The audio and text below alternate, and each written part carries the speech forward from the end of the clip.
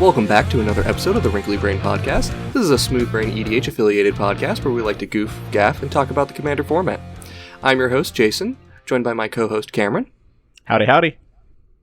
And for his debut on the podcast, we are joined by our SmoothBrainEDH castmate, Cody. What's poppin'? Cody, we're really glad to have you on the podcast. How you feeling today? I'm here.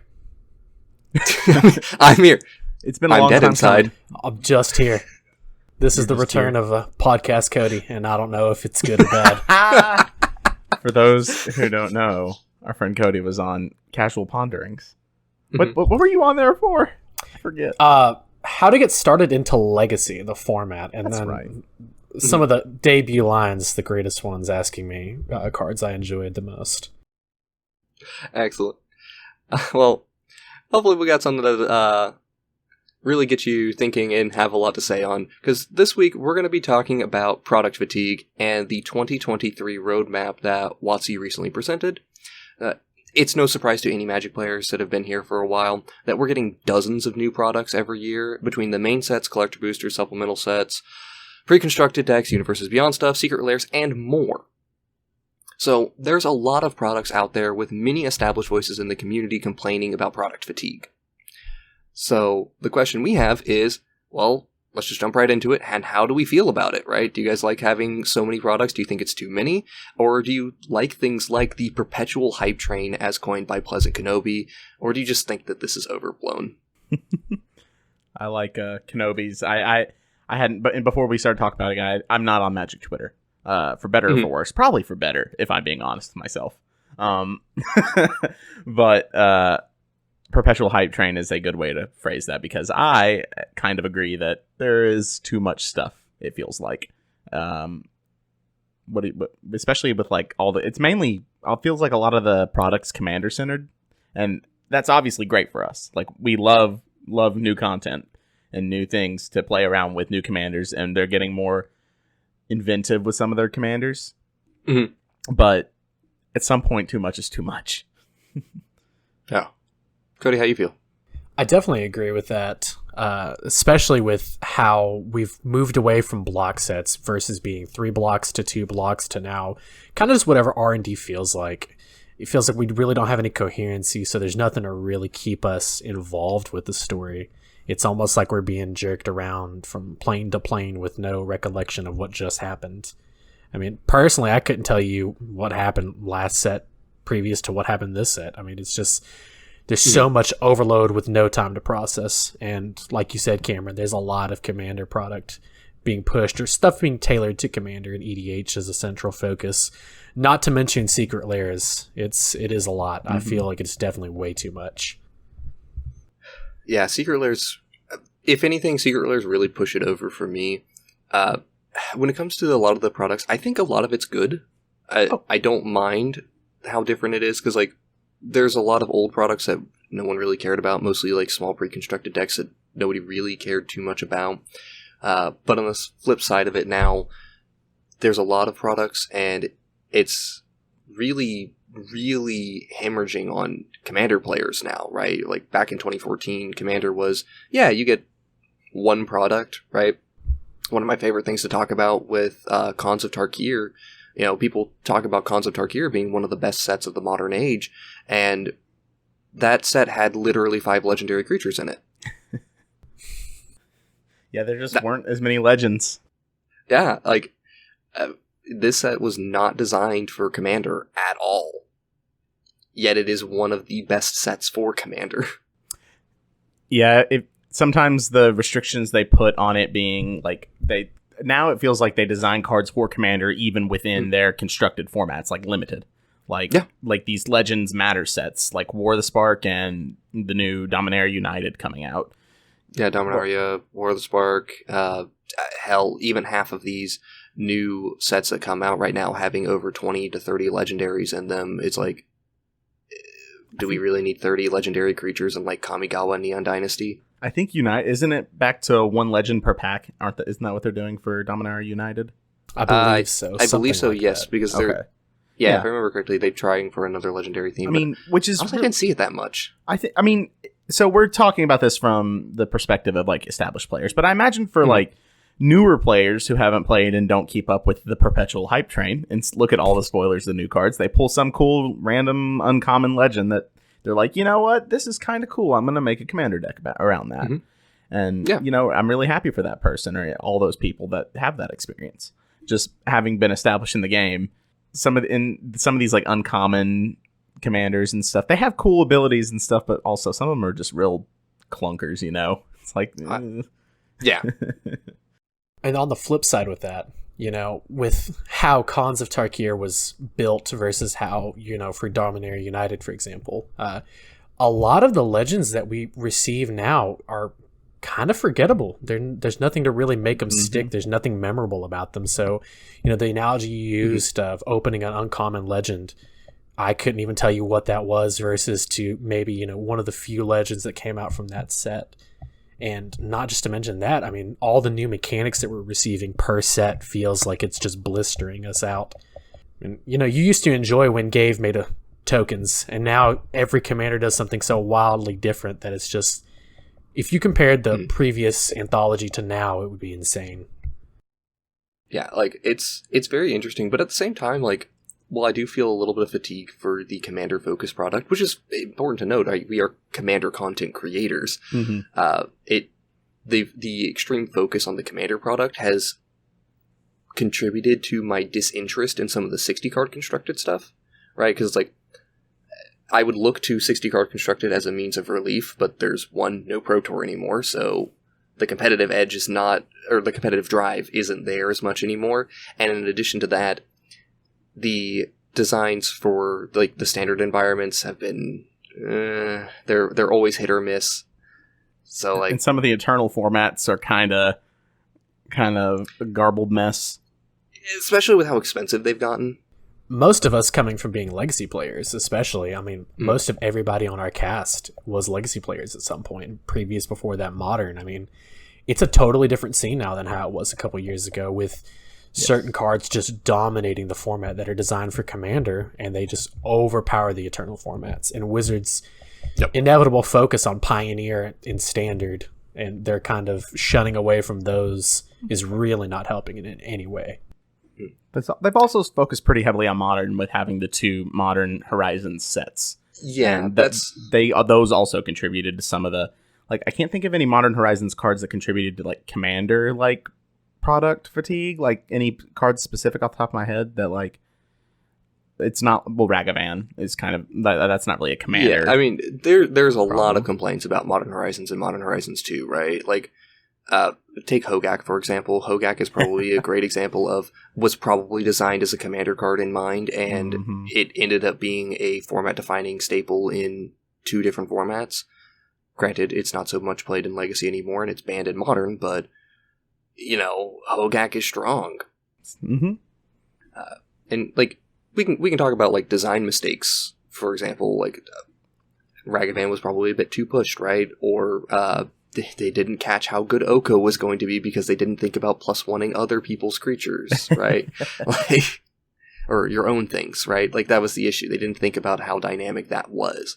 But when it comes to new products, though, I do agree with the mentioning of like going back to the 2-block rotation. Like, yes, 2 set blocks would be really, really cool to see again. It does feel like we don't spend enough time on some planes, but also, that said, there are some planes where I'm more than happy to just visit for one set, and I don't feel like we need to stay for a long time. Strixhaven is a perfect example of that for me. See, one I wish we kind of would have stayed more with was... So I don't keep up with the Magic story, so this isn't coming from someone who knows. I have not kept up with it since, like, War of the Spark. It has been a blur. I thought New Capenna was super cool. Like, a Mafia theme plane with freaking Ob Nixilis, who, thanks to Jason, I now know is one of the coolest Magic lore people. We stand for Ob Nixilis in this house. We sure do. Obby is awesome. And that whole plane was really cool. Like, they brought back the shards in a unique way. Like, like when in terms of uniqueness, that I have to say that plane is probably like up there, top 5 absolutely. or 10. And it would have been really cool to stick around. I don't know, as I said, I don't know what happened to the story. So like if something did happen that made it like, oh, we probably need to leave, then sure. So that's my thing is, and we can talk about, we're going to talk about like numbers of products released in a little bit here. Story is one of those things that some people view as an integral part of the Magic product. Some people view it as an extra part of the product, right?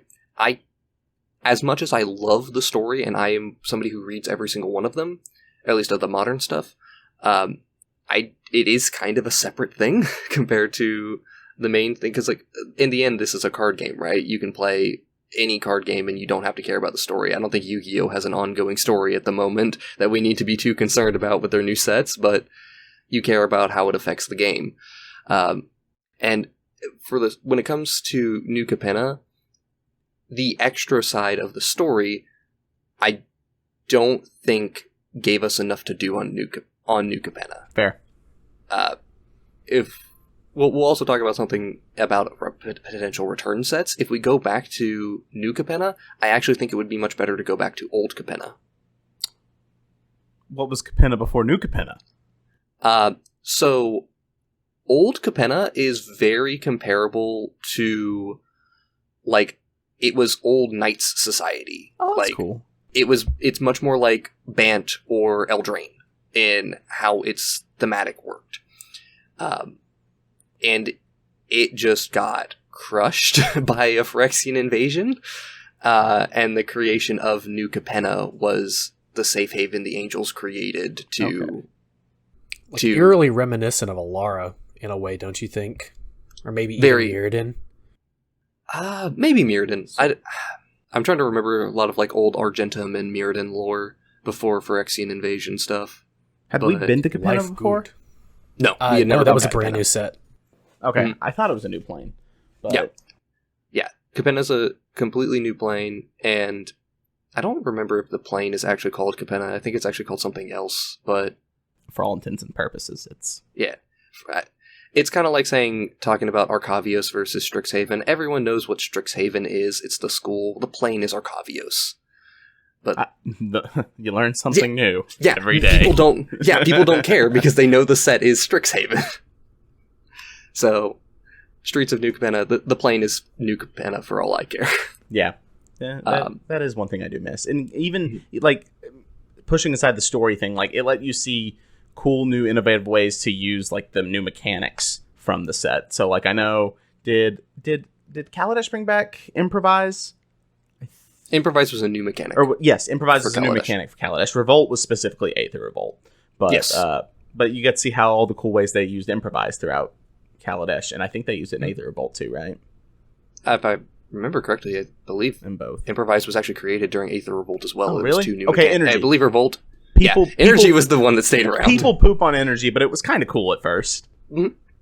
Yeah, I mean, also it was nice to see just like how they were using 1/1 tokens in servos, right? Yeah, servos. A 1/1 artifact creature token that you had multiple uses for. Fabricate was an okay mechanic, not an amazing mechanic, but you know, it had some things going for it, and of course vehicles as well.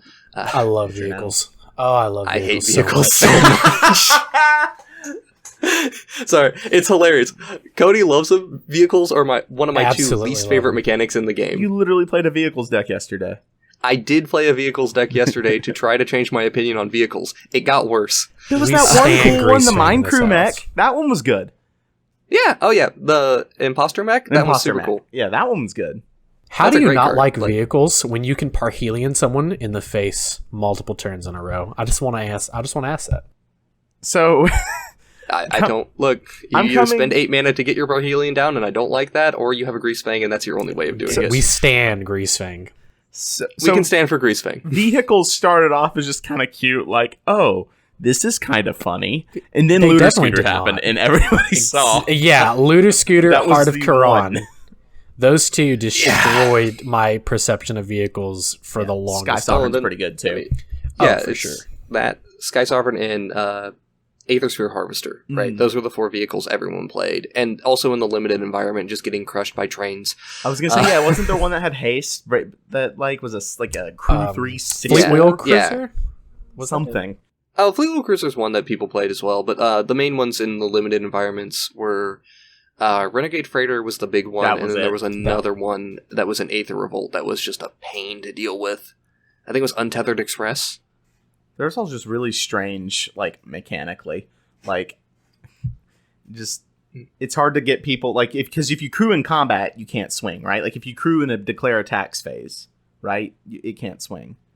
In declare attacks? No, because you're... Yeah, it's like... You're either attacking or you're not. It's like an animating a land. You can do it at the beginning of combat, I can bitch about vehicles.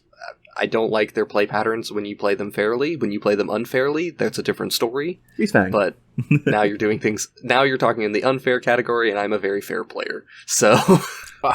I think I might be able to argue the fair player accusation.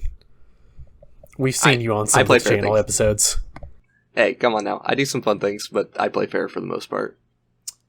There's just one more thing I think that's fair to add, is like going off the new products, like as it relates to Commander, it kind of, before we get into the numbers and start talking about that, it's just fair to bring up that like with the increase in like Commander product and Commander decks, more stuff falls through the cracks that's kind of busted.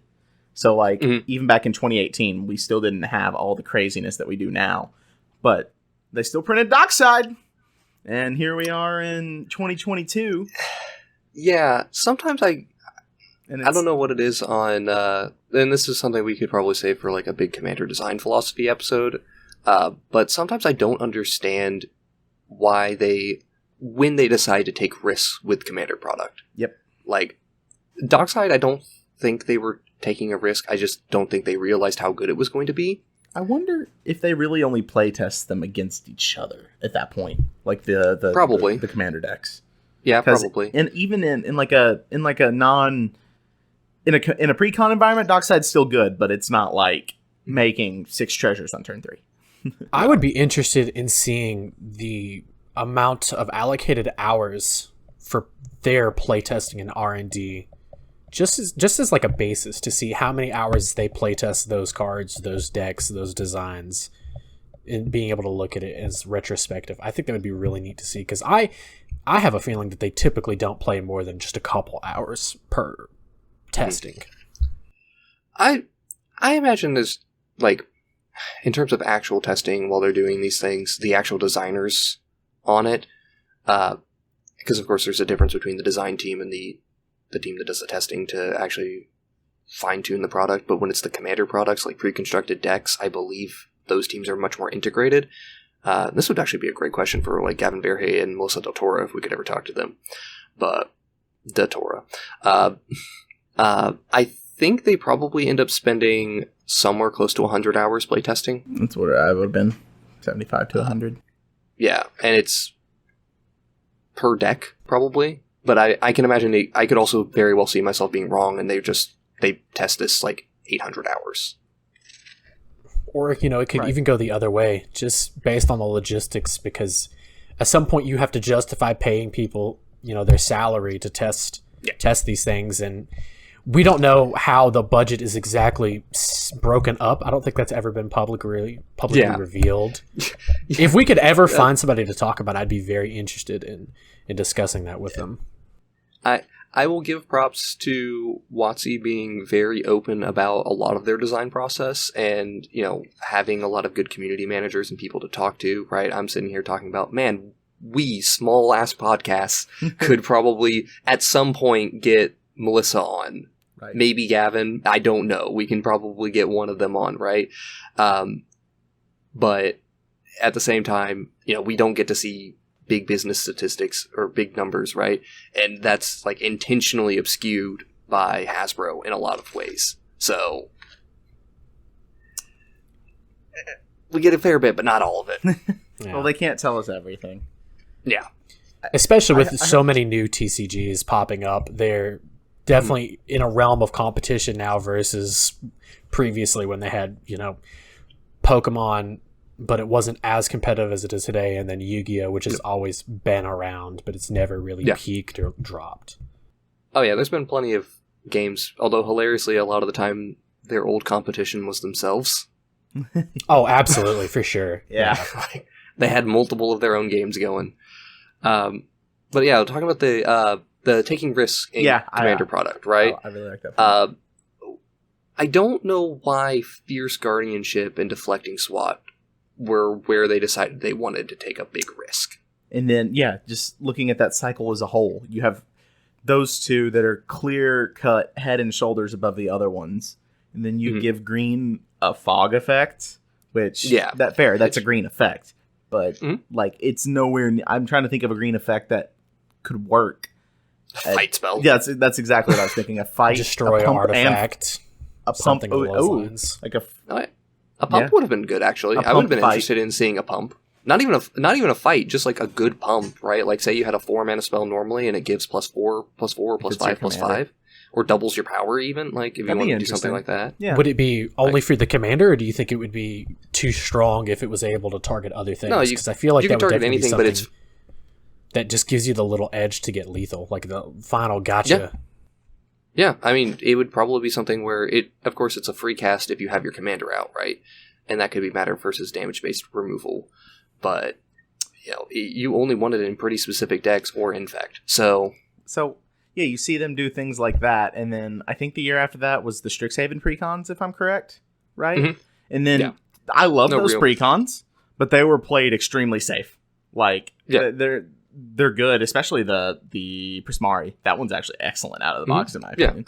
But I don't think they took, like, in terms of individual cards, I don't think they took any big risks. I think they took some healthy risks. Like, when you're talking about, we wanted to do Boros artifacts, so we gave ourselves a reanimation-based Boros artifacts commander who doubles the things, and we gave it 4 mana. That's a healthy risk. You made Veyron. Veyron's a little bit risky, but Veyron was still a pretty healthy risk despite its power. And then, like, even more recently, like, thinking of the D&D precons, you have, like, Deep Gnome Terramancer. That, healthy risk. But, yeah, that's fine. But putting things like True Name in and all those free deflecting spots and commander products. True Name was not so much of taking a risk as much as it was a mistake not thinking about how it would work in 60-card constructed. Right? Yeah, but... Yeah, because in Commander it's pretty mediocre. Oh, it's very mediocre in Commander. It's so bad in Commander. In a Merfolk Tribal deck, it's okay. Let's go. Merfolk Lord will make True Name the greatest. I believe in it. You can sacrifice your True Name to force spike something. That's the connection. That's all we needed. That's all we needed. One thing I did want to mention, I did want to ask Cameron about specifically.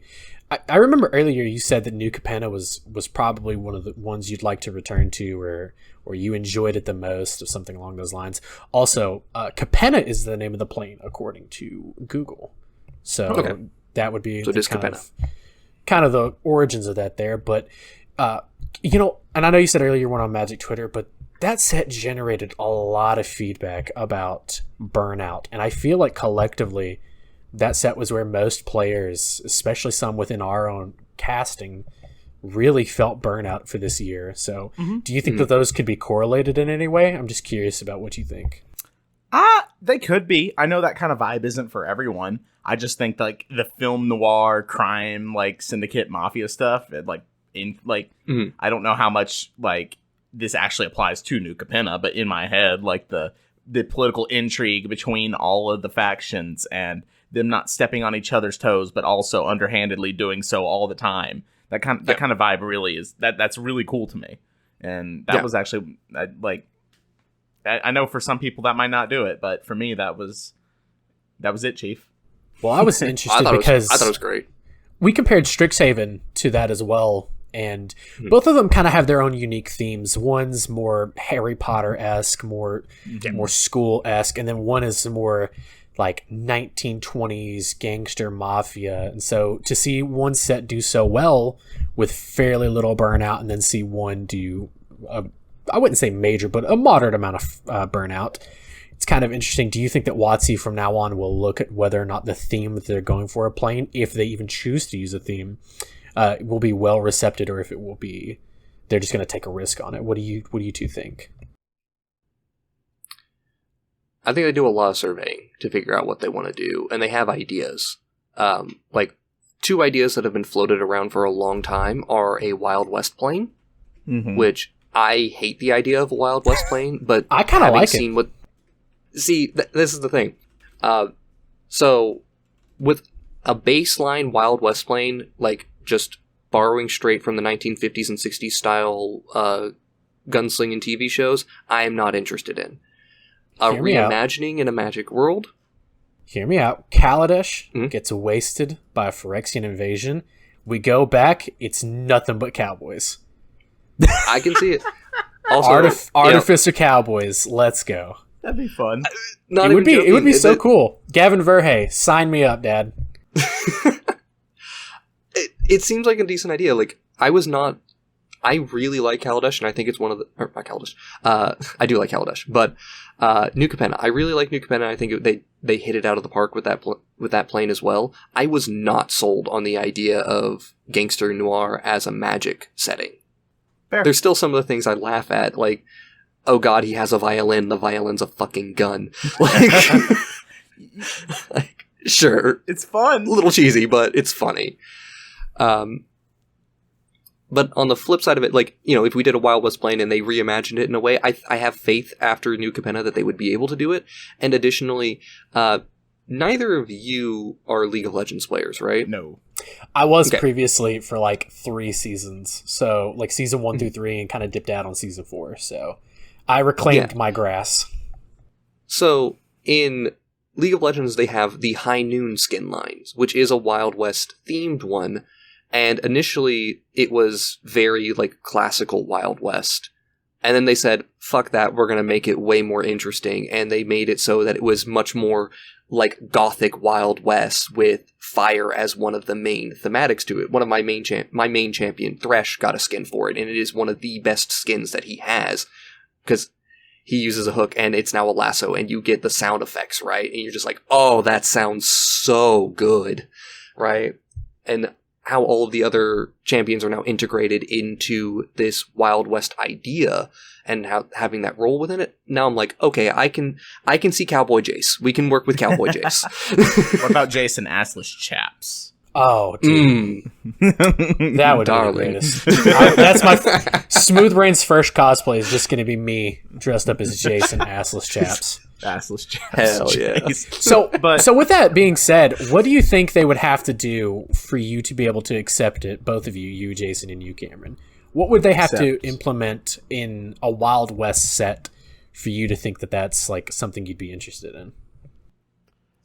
I don't know. The only thing I'm going to say is you gave us Hazezon, give us deserts.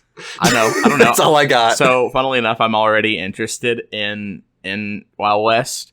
Give me, like, maybe that's where, like, like, I think Nicol and Bolas and Ugin were, like, banished to, like, the Silent Realm or whatever, right? They're stuck in the meditation realm. Yeah. I don't know. I want a dragon in a cowboy hat. That sounds fun.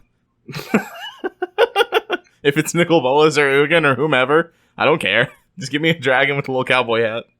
That's my commander. Yeah, I have no idea what they would need to do to make me really interested in this, but I have some faith that they can do it. I, again, didn't think they would make New Capenna good, and they made it fantastic. But your point on, like, what is that the reason that the burnout happened? I guess this kind of ties into what we're about to talk about with the perpetual hype train. I'm looking at dates right now. I pulled up. So New Capenna came out on April 29th, and Commander Legends Battle Baldur's Gate came out on June 10th. So really, like, by the time we are recording and have all our spoilers and New Capenna's out, literally not like a week or two later, we are already getting spoilers for another set. When used to, that felt like there was, you know, a 2.5-month gap, right? In between. There was time to enjoy it. Mm-hmm. I think there's a couple things that keep it from being more or less memorable. I definitely think with the pandemic going on as it was, in organized play kind of being less of a thing, in play person, we can say playing it's in dead. Person. It's mostly dead. Yeah, I wouldn't say it's fully dead, but it's mostly dead. Playing in person was a large portion of how we remember most of those sets, and as you were saying, we don't really have time to digest a set fully before we're already having to prepare ourselves for like the new set, which isn't even 2 weeks away, 3 weeks away at any given time. I think one unique perspective we have as legacy players is that now that we're commander players, we have to analyze or at least look at every single card that is like at least rares and legends that come out and happen and think about, oh, can this be that? Can this be good? Whereas when we were legacy or modern players, you could generally tell by looking at a card and be like, oh, this is going to be playable or not, and disregard it, right? Yeah. So we, especially us and Commander players in general, because I don't know if the burnout is mainly coming from Commander players on Twitter or if it's from all kind of formats. But having to look at every card and now that they're putting, 15, 20 legends in every set. Yeah, there's definitely, there's also another thing to talk about versus regular player versus content creators as well. Commander players are generally pretty happy with the stuff that's going on, but they do get quite annoyed with how many sets are releasing and how many products is clearly designed for them that they feel like they need to get something a part of, because people do have limited budgets. The people who don't have limited budgets, they're hyped to high hell, right? They are very excited to see new stuff constantly because it just means new toys. Hell yeah, let me throw my $200 at this new set. I knew a guy when I was working at the game store who he would spend a minimum of $500 every set. Like boxes? Yeah. It didn't matter what type of sealed product he was getting. He was spending $500, so that meant he only got 2 collector boosters, which is another product I will bitch about. Yeah, that's another topic for like putting exclusive cards. Like looking at Dominaria United spoilers. I don't know what the hell or what the fuck certain like if a card is going to be what's legal in. What pack I could get it out of. I know there's like Force of Will obviously isn't a part of, but when you look at Liliana the Veil, like that is a card that could easily be a part of like Dominaria United, like collectors, blah, blah, blah, it's gonna be huge. Yeah, but isn't it a standard legal card? Yeah, see, it's legal. That's just one of those cards that like you can't tell. Like I couldn't be able to tell, and that's a whole nother Unfinity argument that we'll get to rant about at a later date, probably. Yeah, and like talking about not being able to ignore products and looking at these different things, I think like let's start talking about products released by year. So like what I did is I surveyed 4 years here.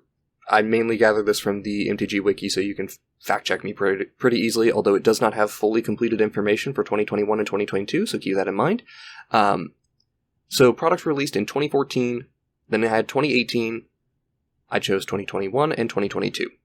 And in 2014, we basically had 14 products released, right? You had 13 paper products, 1 digital product, which the digital product was Vintage Masters, so we don't have to worry too much about that. Which is also worth noting, it's just a full reprint set, so it's not like anything new was printed there. And the paper products were, and this may be slightly cheaty, but I did not count the pre-constructed decks, the intro decks, as one product. When we get to this later, talking about the connected Planeswalker decks and the connected Commander decks, I did treat the Commander decks as a separate thing because they release new product. But, maybe that's wrong of me and it should be treated as less. But with 13 products, we had 4 main sets released. We had 2 dual decks, 1 modern event deck, the Conspiracy set, which, hell yeah, give me more Conspiracy. Sick. It was extremely fun. Commander 2014, yep. We had the dual deck Anthology released, and then we also had the Holiday Gift Box, and we could debate whether or not the Holiday Gift Box needs to be considered its own thing. What the heck is a Holiday Gift Box? Something I bought way too many of for no reason. Yeah, they had a nice little promo in them, some dividers. Like, they were nice little organizing boxes with some packs in them. They were good. I actually like the Holiday Gift Boxes a fair bit. They've been changed over into the Holiday Bundles that you get now, which have, 1 collector booster in them, and it's just a bundle otherwise. Woo! Okay. Yeah. But 2014, 14 products. But perhaps more telling, there were 1,691 cards printed, and 820 of them were their first printings. Yeah.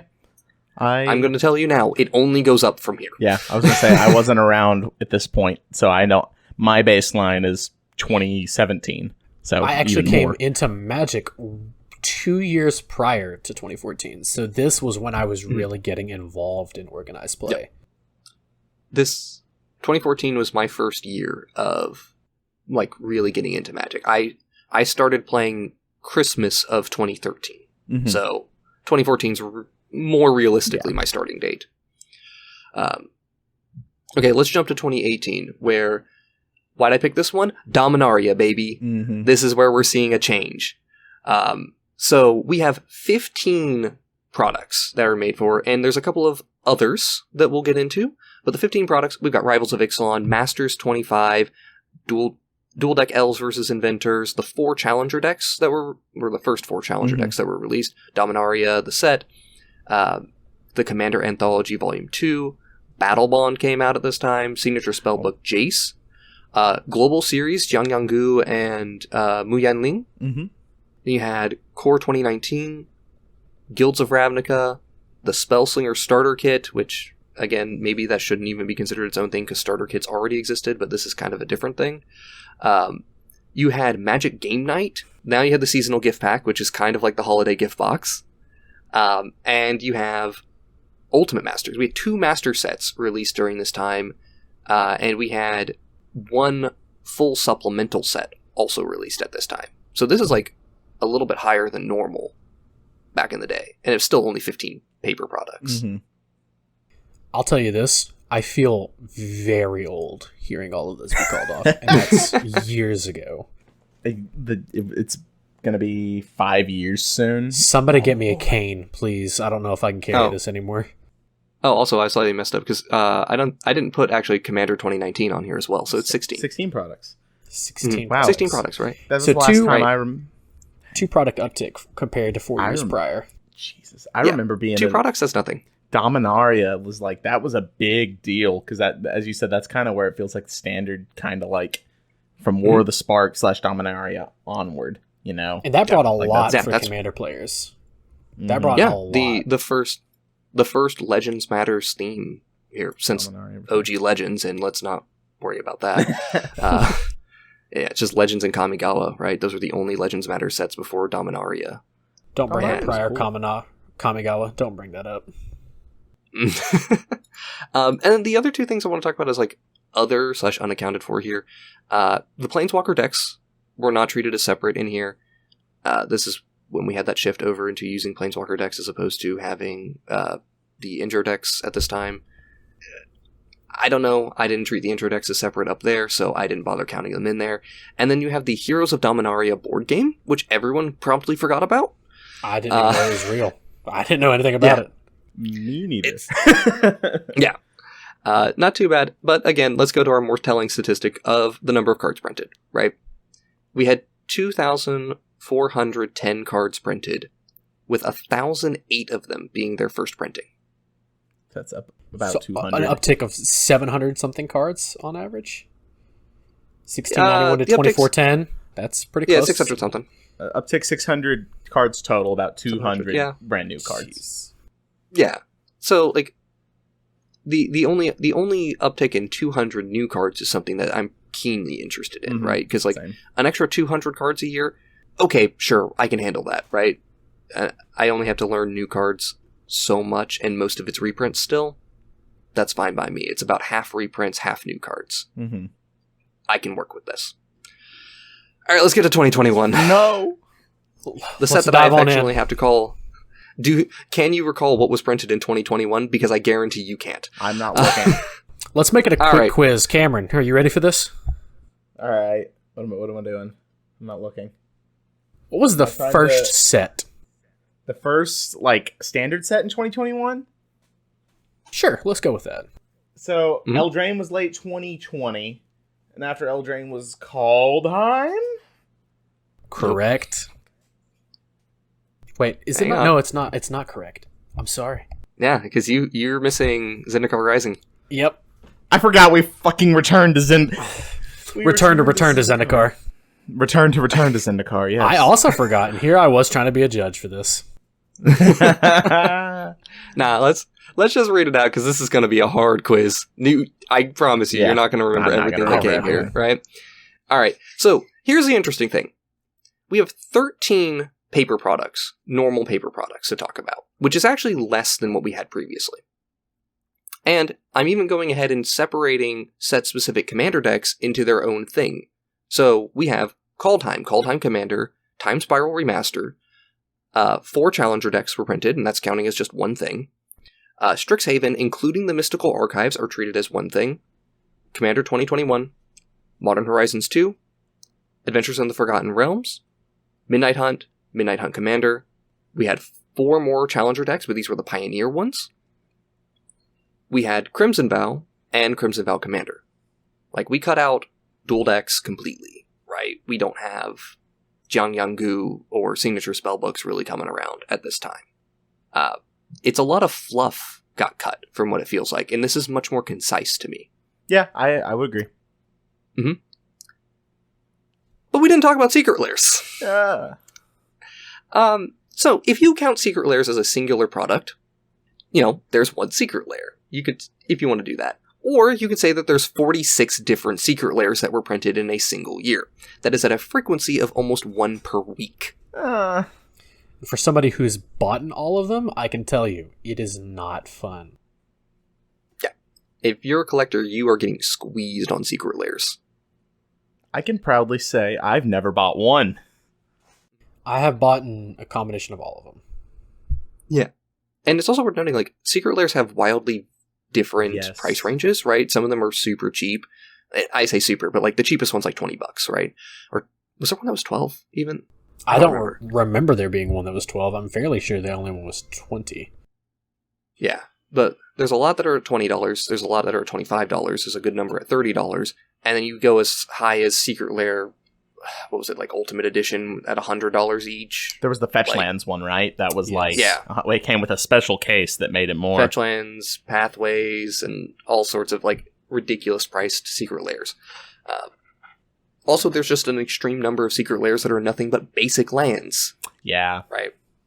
Or not wanted cards, especially. Cards that don't necessarily need a special treatment versus cards that you feel like should never have been put in a Secret Lair. Like, they're too strong to be put in a Secret Lair, so I feel it's like wildly varying.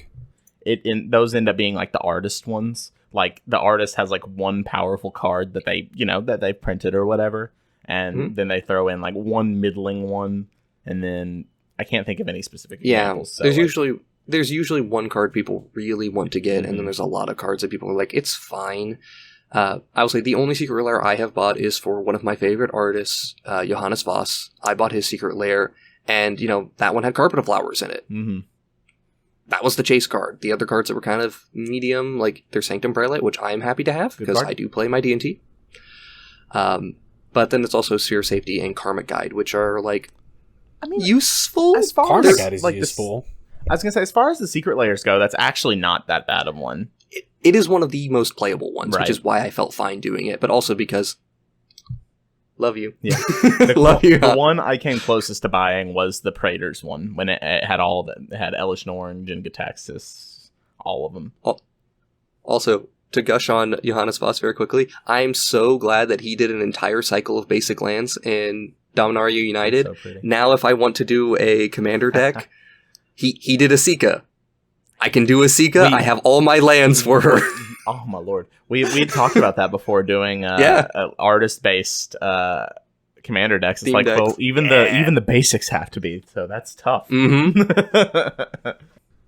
Yeah, let's also get into another thing here, which I guess is also worth noting. I probably should have mentioned this in 2018 stuff for digital product, right? We had Arena released in late 2017, if I remember correctly. That sounds right. Because I believe Dominaria was the first set with Arena. You've never played Arena? Right. Wow. Never played Arena. But Arena is its own product, but back then it didn't really have product specific to it, right? It didn't have its historic anthologies. It mirrored the paper game. Yeah. So now there are 5 to 6 different products that were digital. We will debate one of them. Alright, so we have Historic Anthology 4, Historic Anthology 5, Jumpstart Historic Horizons. The Alchemy format was introduced, which I consider a product. Alchemy Innistrad. And then the other thing is the introduction of rebalanced cards, which takes your old cards and turns them into a new product. Yep. If you're familiar with Vincent, yeah, that is something I do agree with him on. Is that, like, his take? They don't give you back the wild cards, is right? If they rebalance the cards, if they rebalanced them, they gave you the new rebalanced version. But that doesn't always mean that it's still playable.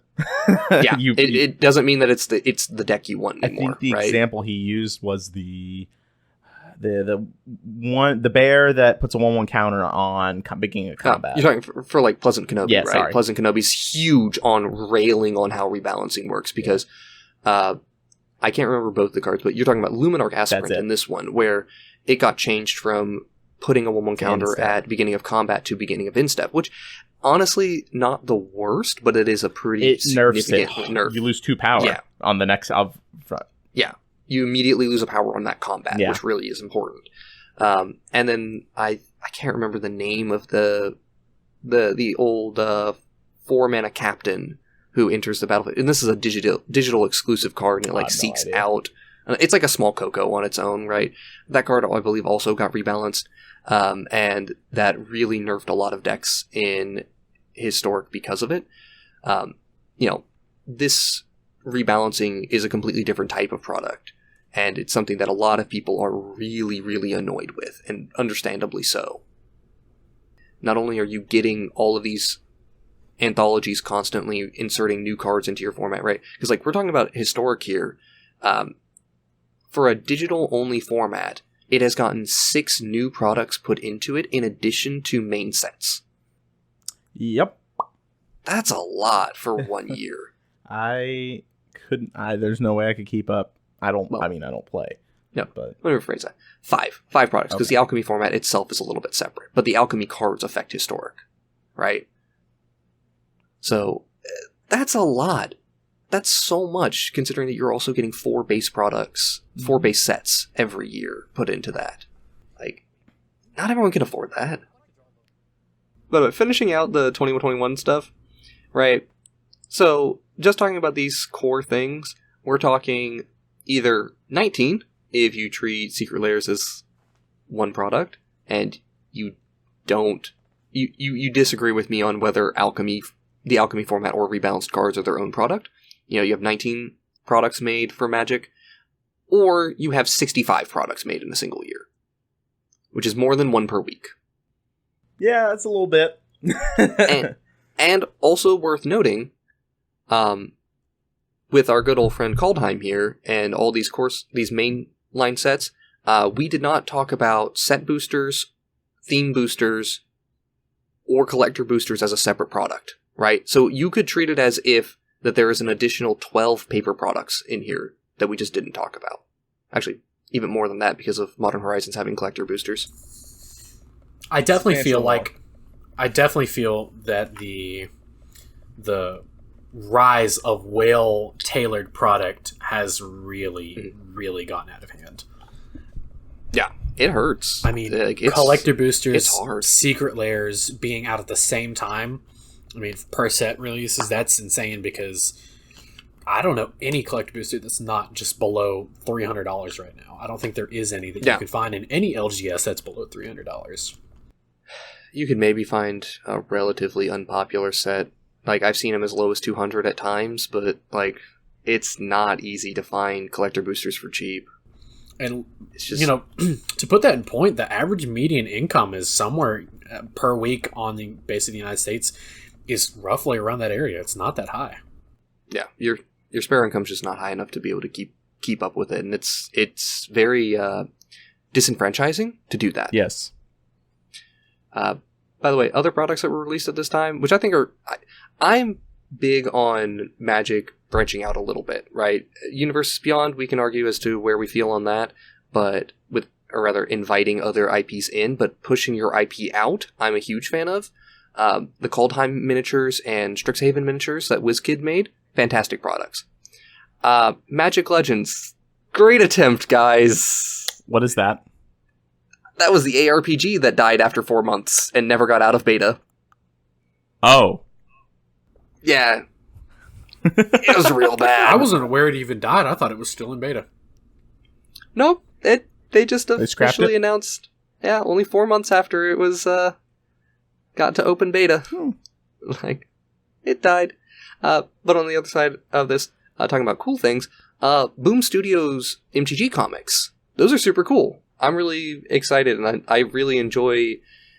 I don't get to read them too often, because it's a little bit hard for me to get them, but just seeing the little bits of unofficial lore that's going on with the extended Gatewatch with like Ral Zarek and Vraska and cool. Kaya. Like, it's really nice. I really like those comics.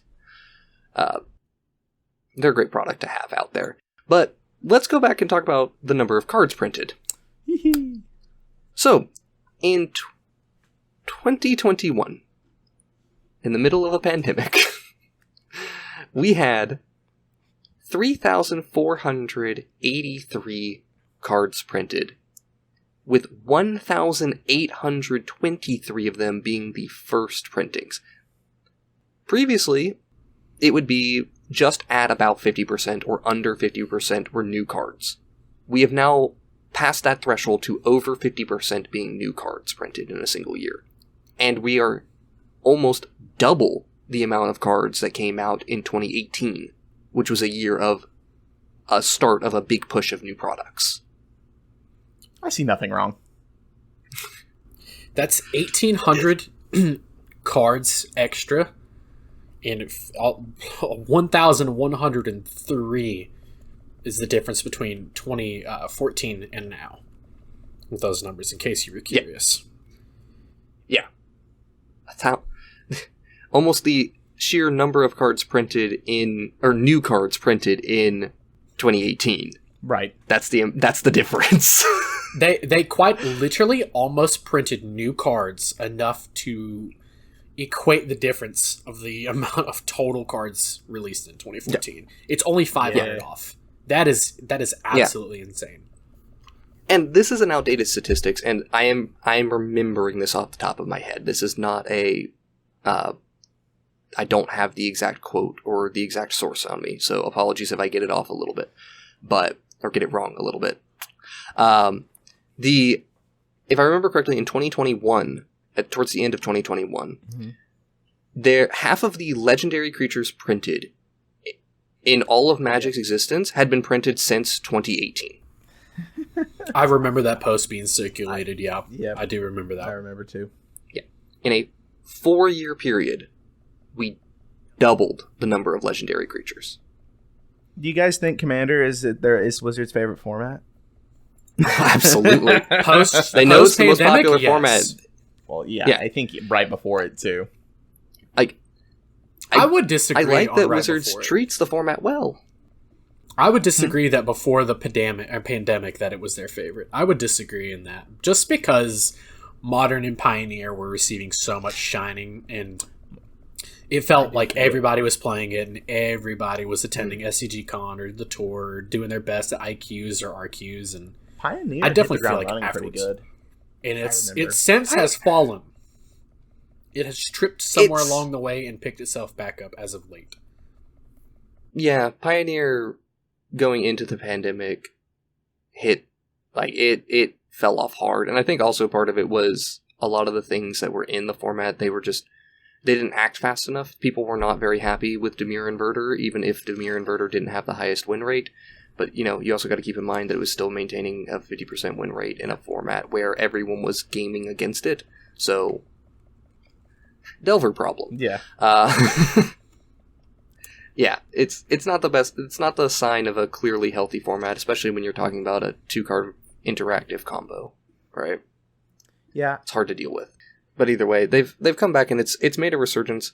I don't know if I particularly agree with the format being in a great place, because for me, Mono Green Ramp, while it's a cool deck, has similar problems to Dimir Inverter. It's not as interactive, but boy is it hard to stop. You don't really have any way to slow down big mana in Pioneer. You just kill the mana dorks. Like, that's your main way of stopping them. Right. Kill the mana dorks and then kill their payoff. But you don't have any wasteland equivalent. You're not able to take them off lands. No, it's harder. Fatal Push and Strangle, those are your options. But yeah, it's so many products in 2021, and going into 2022, we are already at a point where we have more products than what were in 2021, right?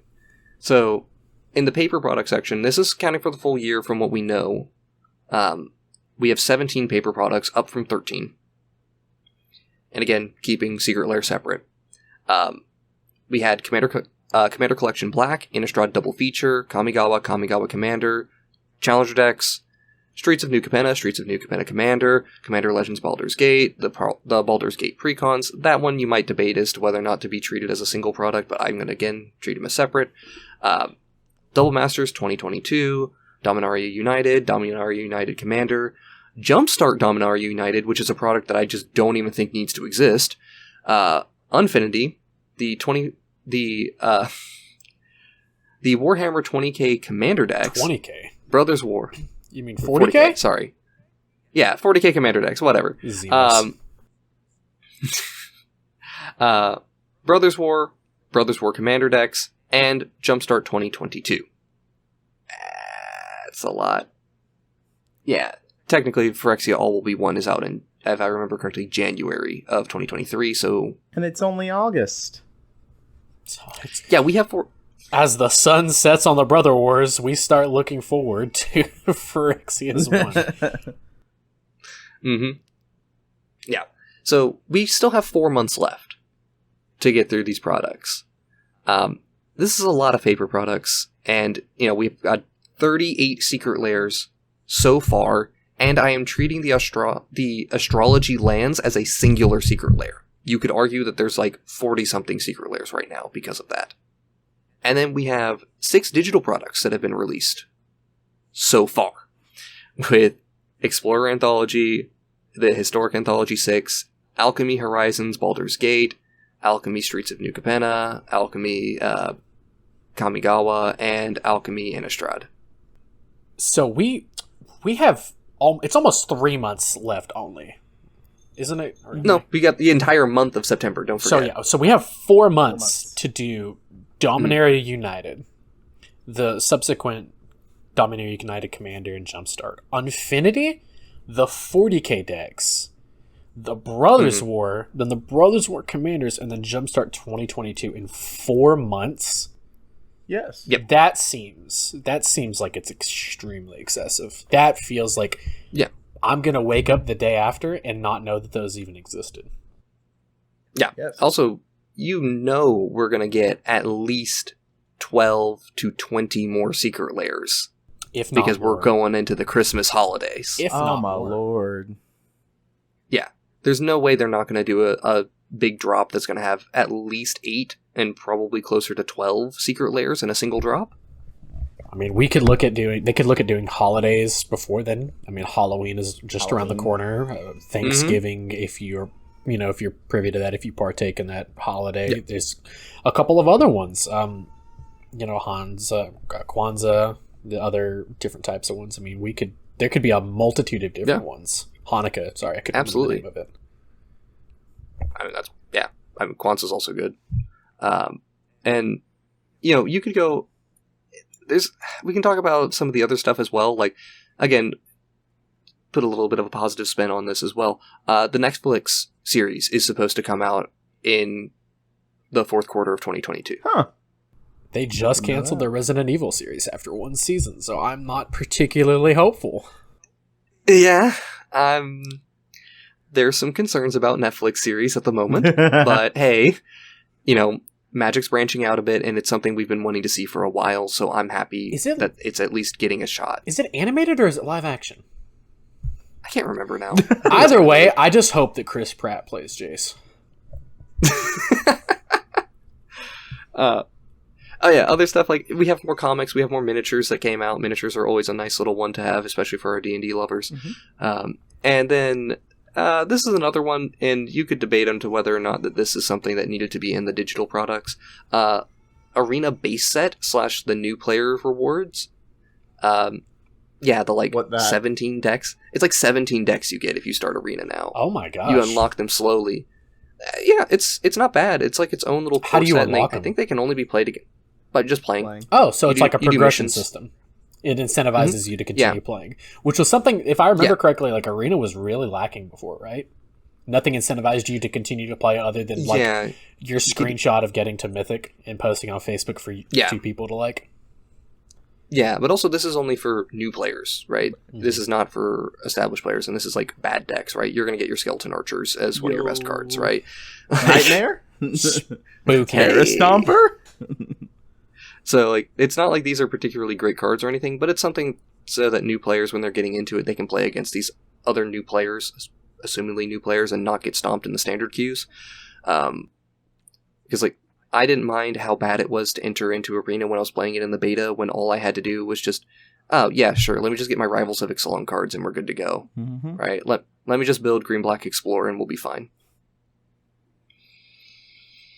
How the times have changed. Let's look at the card count. That's what we're all here for, Bob. All right. Roll. So, keep in mind, we already know we have a supplemental set, or rather a silver border supplemental set, which is actually black border, which is... we have commander decks with all new cards, mostly new cards in them at least. Another set of commander decks for the Brothers War set itself, and another Jumpstart, which I don't know how many new cards Jumpstart's going to bring to us. It's probably not going to be much more than like 100 cards if it brings too many, but the number of cards printed so far is 3,220. So we are just 263 cards off of where we ended in 2021, the previous year. And in first printings, we are at 1,296. 600 and it's or still so only behind. in August. Yeah, that's not just to clarify for the listeners. That's not including the estimated card count of the upcoming sets, right? No, this does not include the new cards because I can't count them in it. We haven't gotten there yet. Yeah, that's So you were gonna say, 'cause I that's can't a lot. count. So there's a noticeable decrease so far in first printings. So perhaps maybe they learned their lesson last year. Probably not. This is Wizards we're talking about here, and we're not that far off from total cards. So I assume total cards will probably closer to 4,000, and hopefully first printings nestle somewhere around 1,600 is my estimated guess. I think in terms of first printings, right? Like we're gonna have almost 300 cards just out of Brothers War, right? It's gonna be close to 300 cards. We're gonna get probably 220, 240, 50 cards out of Infinity, and the 40k commander decks are gonna have a lot of new cards in them as well. I think we're gonna get really close to 2,000 new cards before the end of the year. I do too. I would pray that we don't. Just simply because Also I hate Jumpstart. memorizing new cards. Yeah, it's a lot, man.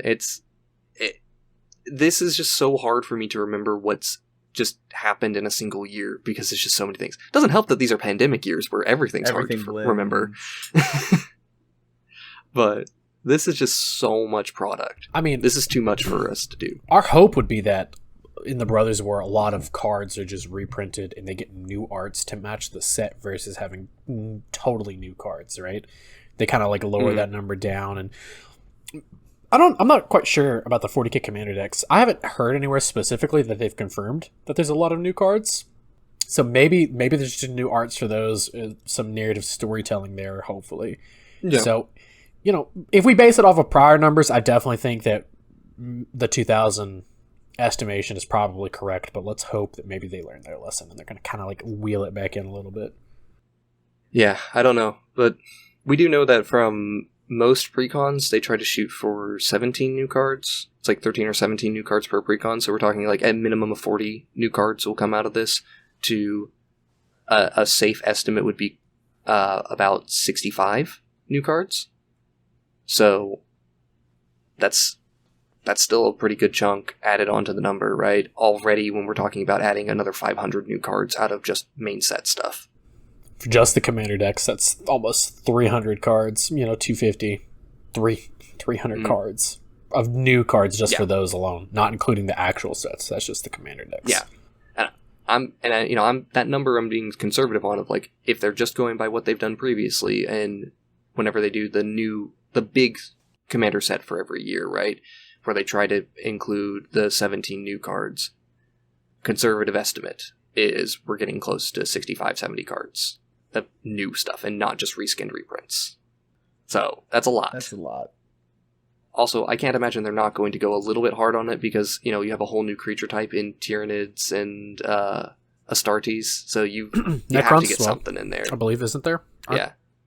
Yeah, I couldn't remember if Necrons I'm going to double check that. had their own creature type or if they were construct skeletons or something. Let me check. They're probably a new creature type, though. They are indeed their own creature type, Necron. So we have Necron Tyranid, Yep. Astartes Warrior, and Human Inquisitor. So I'm not sure Inquisitor has ever been printed before. So that would, based off that'd be 4. There actually could be more depending on, Jason, you're sort of into Warhammer. I know, Cameron, you're kind of on the fringe of it. Within these factions, there are other races that can be accounted for. So there's the potential of having more creature types than just the 4. Mm-hmm. Yeah. Also worth noting, didn't mention this as well in the upcoming secret layers, like 40k orcs, for example. That's 3. There's 3 separate secret layers involved in that one. Yep. Blood Bowl orcs, and then there was a different one. I can't remember the third. Yeah, I can't remember either. But it's I wanted to ask you this question. Per se, let's say that in a perfect world, Wizards gets the slap on the wrist, and they realize that, hey, this is too many cards. There's too many new cards, too much product. What do you think follows in the absence? Do you think that newer players who, let's say, you started in the last 3 years, and so to them this type of renewal, this type of distribution of product is common for them. This is what they know for Magic to be, versus us older players who are used to 3 block sets, 2 block sets. Do you think that might be a little jarring for them to return to limiting their products? And do you think that they even would, given the fact that they're making so much money? Any change would cause a little bit of a jarring reaction one way or another. You're going to have somebody who's going to come out and protest of no matter what changes. You cannot please everyone. Right.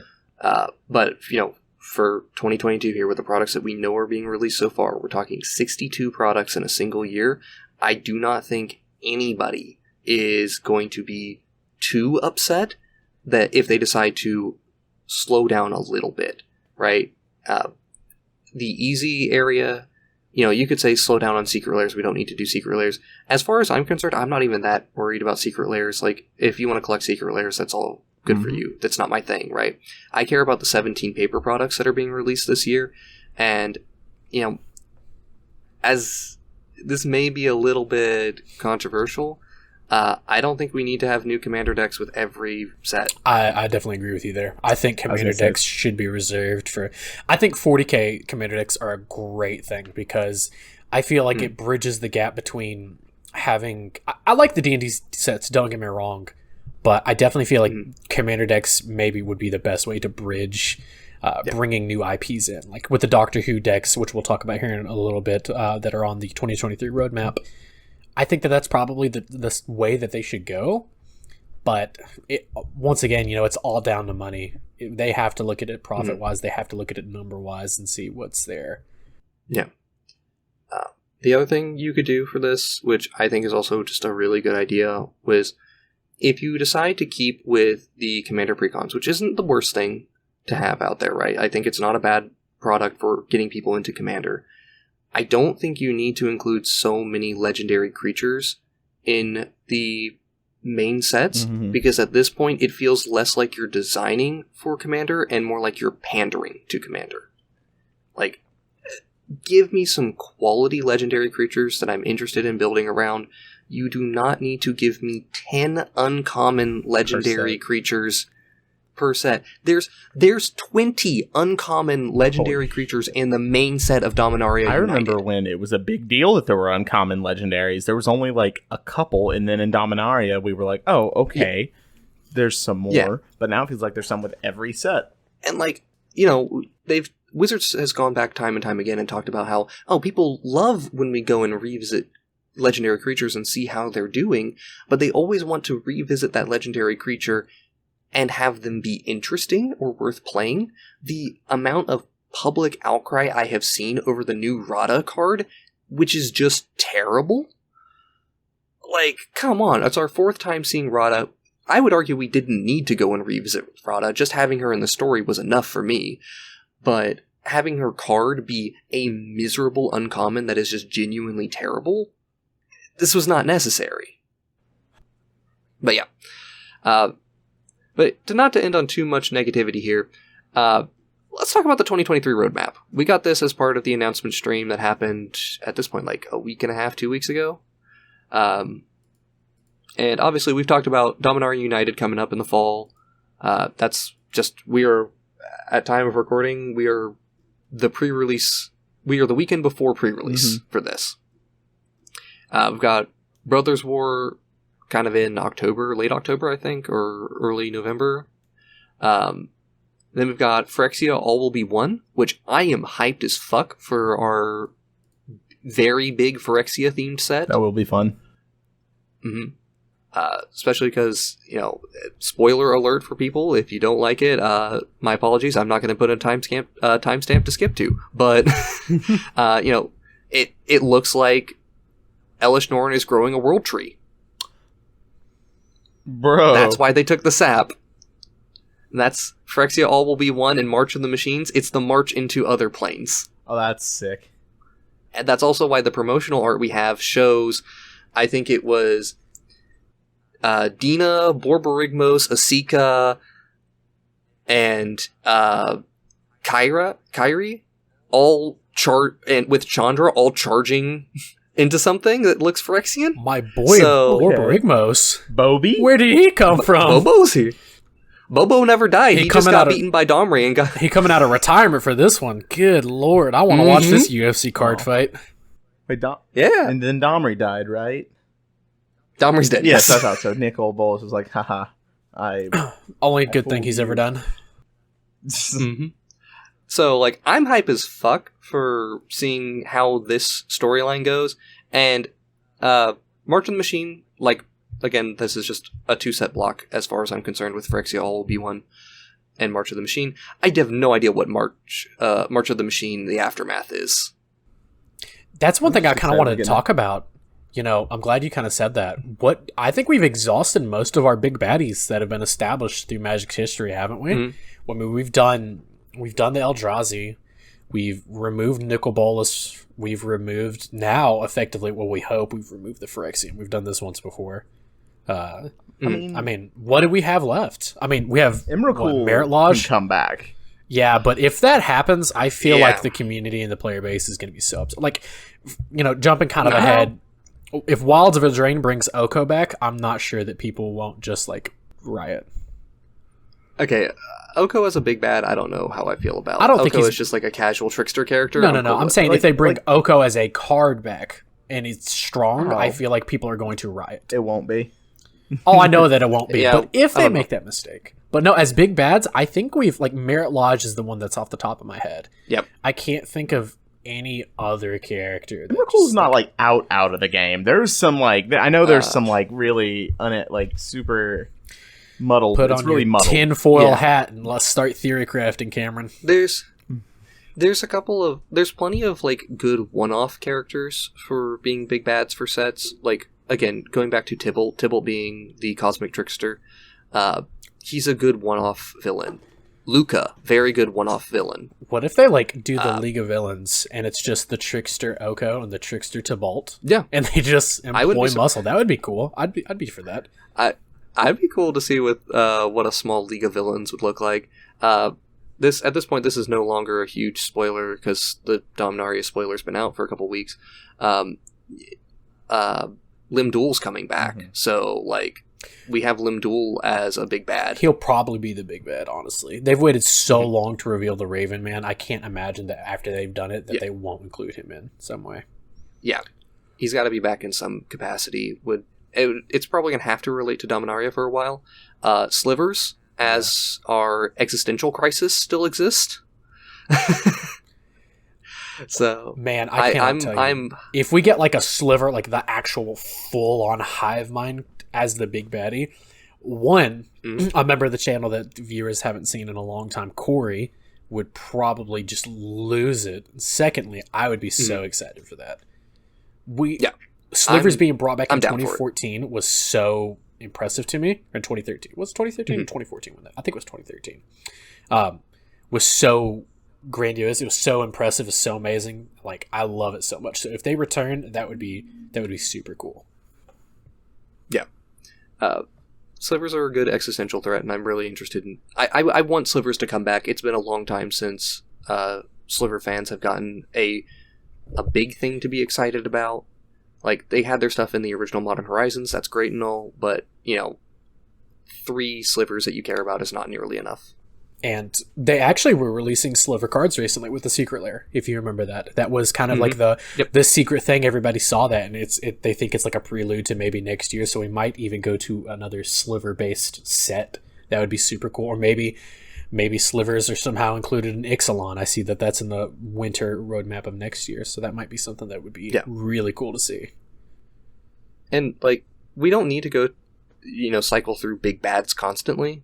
Like, the Eldrazi, the stuff that we've had with Phyrexia has been building over a year or two here, right? Mm-hmm. Since Vorinclex was showed up, and we're like, oh, it is actually time for Phyrexia to start making its appearance. Okay, you could argue that it's been building for much longer, but it hasn't started to rise since Vorinclex's appearance. I would say more aptly. Yeah, I'd say our first pushback of our first hint of we're going to be dealing with Phyrexia again soon was Karn going and grabbing the Sylex in the Dominaria storyline.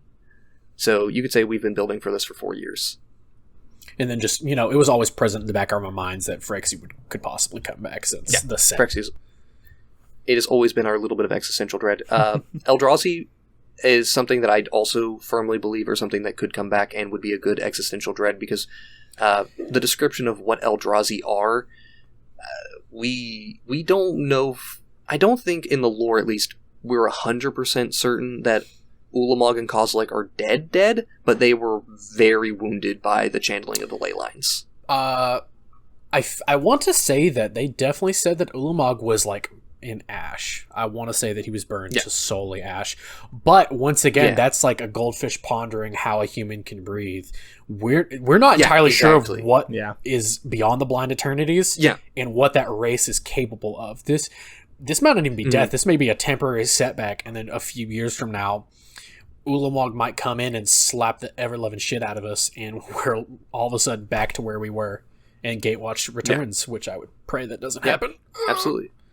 The Gatewatch is still here. They're just not going to be back in the traditional Justice League style thing. They're just more of an associate. The Justice Leagues. Okay, the Justice League was fucking. If they do the League of Villains, they have to bring back the Justice League, though. Yeah, I mean, he's got to come back. New haircut, new haircut, new everything. It's got to happen.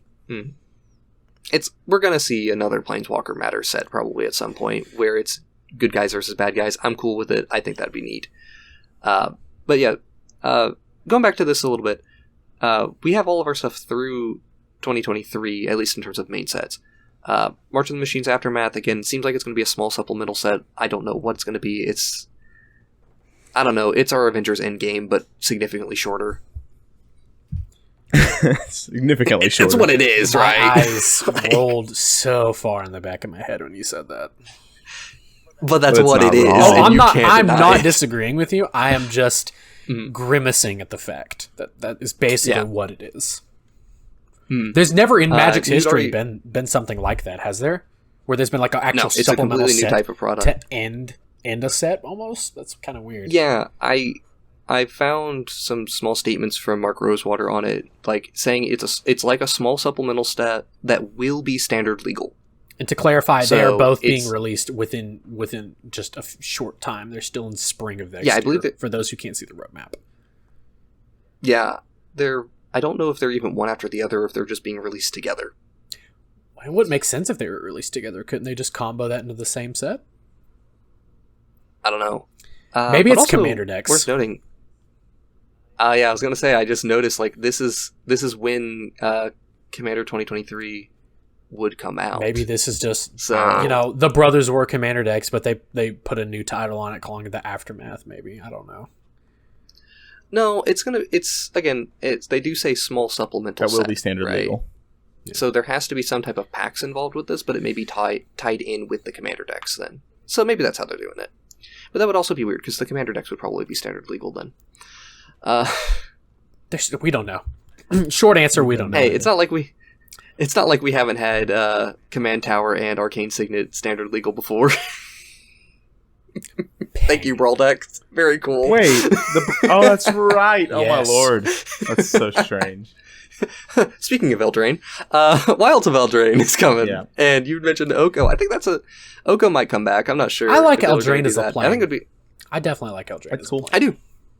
It's the interesting thing they said about, or Mark Rosewater said about this, is using Eldraine as a palate cleanser, and this is the second time they've done it. Yes. My palate is so full right now. Can't wait to taste the at least- craziness.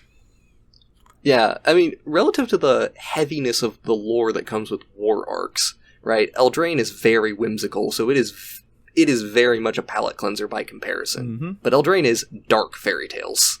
Oh yeah, it's Grimm's like Adventures. Yeah, I was gonna say it's the original, based off of the older, scarier fairy tales. There's nothing enjoyable about this other than the cute little interactions. Mm-hmm. But hopefully we get to see some cool things out of that. I'm excited for it. I'm also very excited for the Lost Caverns of Ixalan. I want to see how when they return to Ixalan, if they're able to, because it as a plane is super cool. I'm not the biggest story. fan of Ixalan, to be honest with you. I do not love it as like a 10 out of 10. I think they fucked up the release of the original Ixalan. Yes, for sure. They didn't make the factions good enough.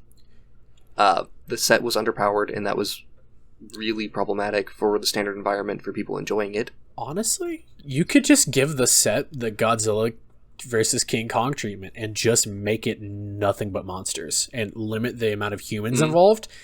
And, that would be super cool to see like another Godzilla supplemental set because That's the spoiler core, alert, yeah. I love Godzilla and I Yeah. have all of them foiled. But that would be super cool You to want see. to know the one fun thing I do know about Ixalan is I think we had a little bit of a leak in a description from like a distributor again. So we gotta love these distributor leaks giving us information.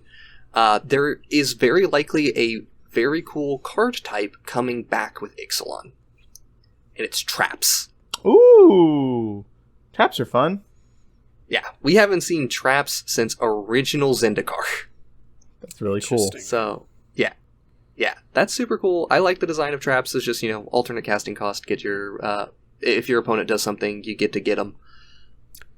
Some people may have their PTSD with Archive Trap. I don't care. Oh yeah, it's me. Your Resident Storm player in Legacy is really not like that card. Mm-hmm. I don't know how I feel about that. I think they're cool. Cool. I think traps are cool. I It's also going to be, obviously, factions will be involved. There's hunting that's involved here again. The only thing I'm concerned about is I don't think they pushed the factions quite as hard as they should have before, and we're going into a setting where factions will probably be less relevant. which, like I said, Particularly the dinosaurs. if they bring in dinosaurs and they make that like a main focus, that's gonna they do it correctly, where we don't have like rampaging Ferocidon or things like that just kind of like make you incentivized to only play one type of dinosaur, or just put a theme on it. I think would be really nice. I think that would maybe it'd tie the set in together, maybe it wouldn't. Who knows? Yeah. It's also really curious because I have a good feeling when we go to Wilds of Eldraine again, we're probably going to see the return of the monocolored matters theme. Yeah, that was a really cool part of Eldraine. Mm-hmm. Yeah, I think that's a really, really good part of Eldraine, and they should bring that back. Lost Caverns of Ixalan is probably going to have something that's going to be a little bit different. I'm not entirely sure how the factions are going to line up here, right? Because we're going to have rotation happen at this time, and at this point we would lose our 3-color factions, right? Yeah. Yeah, because this would be the new standard, starting with Dominaria United, right? So we're going into still have Domain, and then we'd have a monocolor thing as its point of crossing here. And Phyrexia all will be one, plus there's probably going to be a Legendary Matters theme for heroes fighting against the Phyrexian invasion, and you're also going to have continuing a multicolor theme. We have a small 5-color theme in Dominaria United. It might expand even more going into Phyrexia all will be one, because Oh yeah, that would be sick. Mm-hmm. But I don't know what we're going to do. How is this faction-based or what was previously a faction-based plane going to hold up into a likely 5-color matters standard environment that is then coming off of a monocolored theme set? Just have to wait and see. Yeah, I'm interested. I'm curious how they're going to design it. I would be super interested in seeing the factions, like, maybe not the factions return, but new factions or something of the sort. I think would be interesting. Like, obviously with Lost Caverns, the name is kind of inciting some mystery there, right? So maybe we see something like there's a underground cavern or something. Maybe there's a city, El Dorado type vibes. Yeah. Yeah, absolutely. It could incite a new race. I mean, that would be something interesting to see. Maybe there's new people coming in and out. I think we'll see when we get a little bit closer, and there may be products to kind of give us an idea of what comes up from there. But yeah, there is room that they could do this and make it interesting. Also, now thinking about it, ancient technology could be a component of this as well. Yeah. One thing is, we know our good friend Azor is still on the plane, and his whole thing was society building when he went to planes. So if he showed up on Ixalan, I think during, in the middle of creating the, I'm forgetting the name of the device that they made. The Immortal Sun. Yeah, the Immortal Sun. In the process of creating the Immortal Sun and losing his spark to create it, he might have tried to create a society of people in there, because that's what he likes to do in his spare time. Thanks. So maybe he's stuck with the Immortal Sun, and while he's bound there, he can't go and support that society, and it got swallowed up, right? So maybe that's our El Dorado we're looking for, is old, lost Azorius technology. That'd be cool. Or even just like a civilization. Neat. Like maybe there's a war, or maybe there's skirmishes between them. Yeah. The other cool thing about Ixalan is we know a lot about the one continent of Ixalan. And then there's the other continent, I think it's called Torres, where the vampires are from, which unfortunately this seems like we're not going to get much exploration of that continent, which is another area people wanted more information on. Oops, darn. Well, I guess we'll just have to come back again. The real question is, I want to go where Angrath is. Thank you. Minotaur Dad. Thank you, I think our return to Ixalan, I love using that word. Magic's great.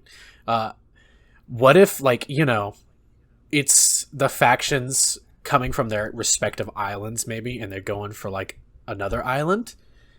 Maybe it's something, eerily reminiscent to the anime One Piece. They're all vying for some treasure on an island, and we get to see more pirates that way. Yeah, that might be it. That it's another treasure to look for. That might be a little bit too much of a rehashing of the search for the Immortal Sun, right? But, I don't know. Who knows? I mean, because they didn't do it very well involved, the first time, maybe it's not. Yeah. Moving on, we have one last thing we want to talk about before we're done for the day, and we just want to talk about, there was another little thing on Tumblr where Mark Rosewater asked his followers on Blogatog, where did we want to go back to? We've got 2 planes that we're going back to where we're revisiting, and there was a survey done, and somebody named lovepeacedeath on Tumblr compiled it, and I'm just going to read out the top, 6 of them. There's a lot of planes mentioned, New Capenna's on here, we don't need to talk about it. And some of these were excluded because they're not returns, like Fiora and Vryn. We've never been there for a premium set, or premier set. So, number 1 is Tarkir at 52 votes. Number 2 is Lorwyn at 47 votes. Number 3 is Alara at 33 votes. Number 4 is Amonkhet at 25 votes. Number 6, I can't count. 4 is Amonkhet. Number 5 is Kaladesh at 21 votes. And then we have Kaldheim at 14, which I thought was very interesting that we're already... I do think we need to go back to Kaldheim because it's 10 planes in one. And I think we may be doing that a little bit with March of the Machines, but... So, I think... I'm not so sure we'll ever go back to Lorwyn, just because I feel like Eldraine has kind of taken Lorwyn's place as the whimsical little plane. Yeah. I would be equally as invested in seeing Amonkhet in Kaladesh as kind of the aftermath of the destruction the Gatewatch kind of caused when they came through.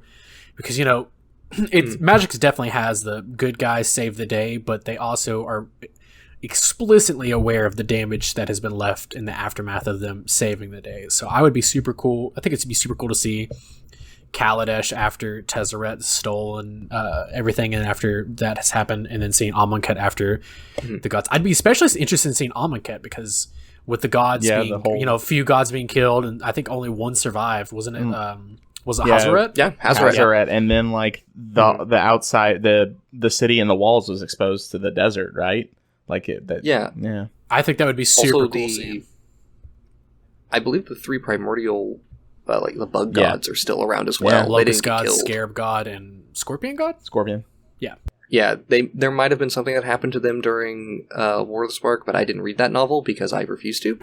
So, well, if it follows, and Magic's always followed mythology, especially with Theros being following Greek/Roman. Amonkhet was kind of the Egyptian one. Kamigawa kind of following somewhat of Shinto.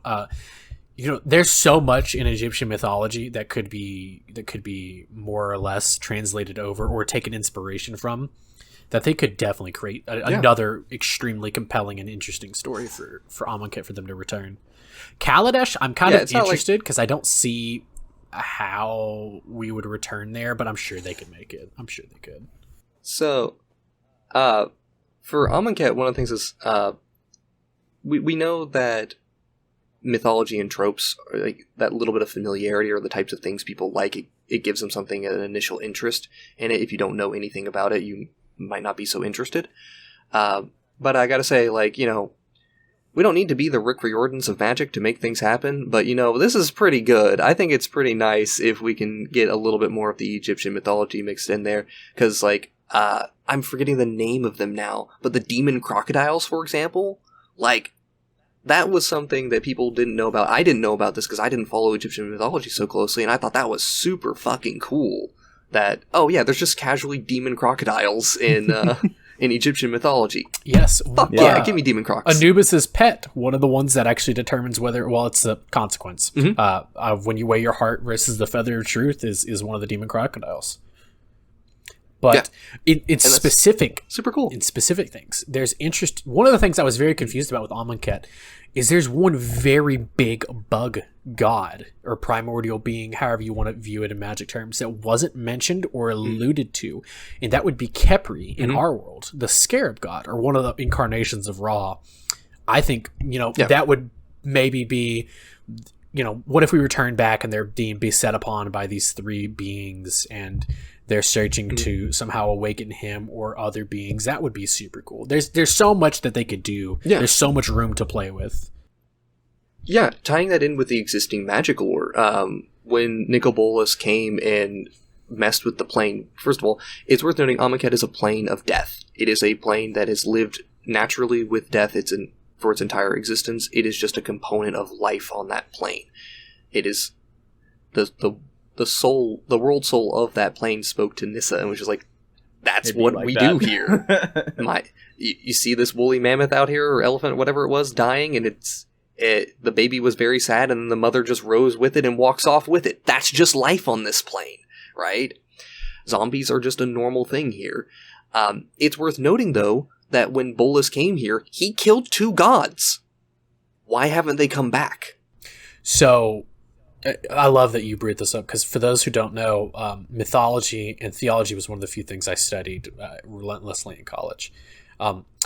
Gods in Egyptian mythology were not more or less killed. They were actually binded to a clay statue of themselves. So there may be a possibility that Bolas had to abide by the rules of the plane, and maybe they're bound to those statues. Versus, they were killed, quote unquote, because for the time being they're sealed within those statues. That could be something interesting. Now, the thing about the zombies kind of, rising in the Duat in Egyptian mythology in the underworld, that is actually one of the places when you're being transferred there to be judged by Anubis, you ride through endless dunes of sand where there are zombies. And that's kind of how that ties in together. It's just the way that it is. It's the balance to the life of a plane. But yeah, it's super cool. If he had bound 2 gods, previously, that would give them a way to be able to find them. it would be interesting to see. And Magic has always been super respectful of mythology and people's cultures and history. As far as I'm aware, they've always been respectful. They've paid their dues. They've followed things correctly. They've never overstepped their bounds or stepped on anybody's toes. But for them to draw inspiration from, I think could definitely be interesting. And one thing I do think is fairly interesting on here, I don't see Theros mentioned on this list of planes to revisit.